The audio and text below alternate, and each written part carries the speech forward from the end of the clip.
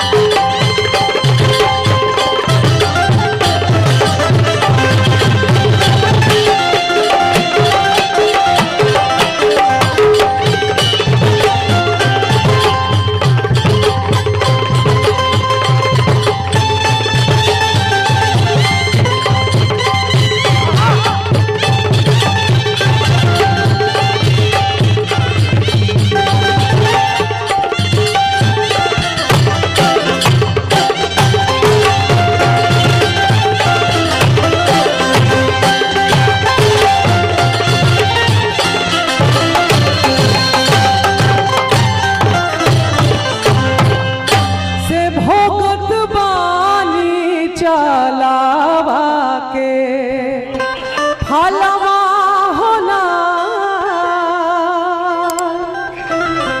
कर्म फल के बारे में बता के गए हैं यहाँ पे वो, और जी करूँगी फॉलो करने के, लेकिन आप लोग जरूर बजाइएगा क्योंकि मैं तो अभी भी सीख रही हूँ। अगला गीत में जरूर बजाइएगा।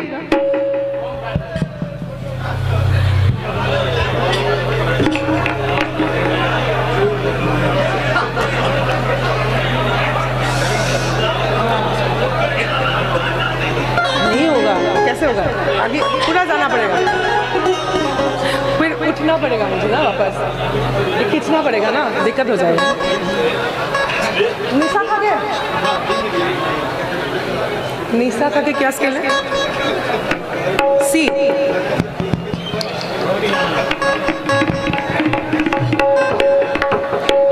सी ना प्ले निशा का के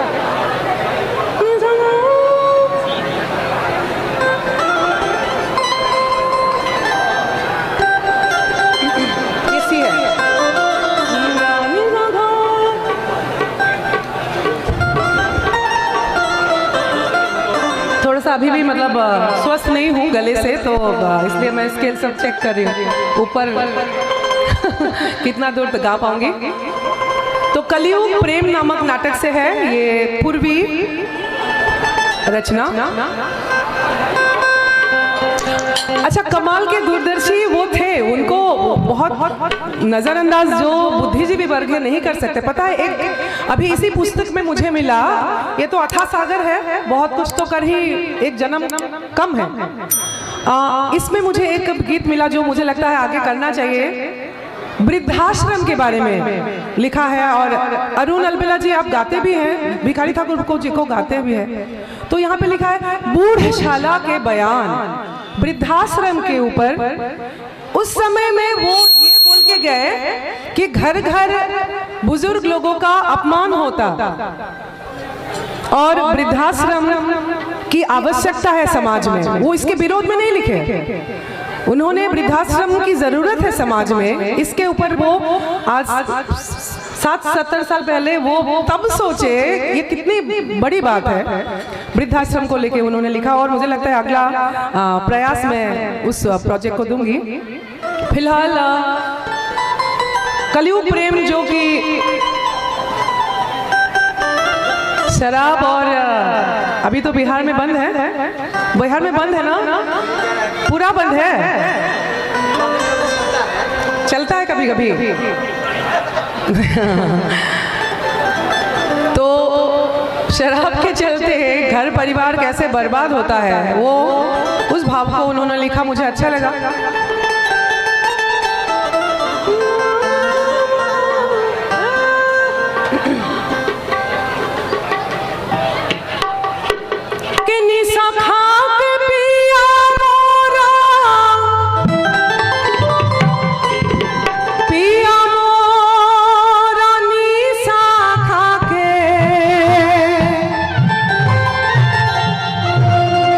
हलन का पारा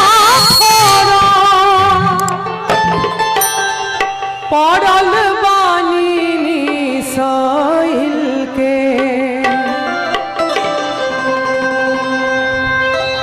पालवा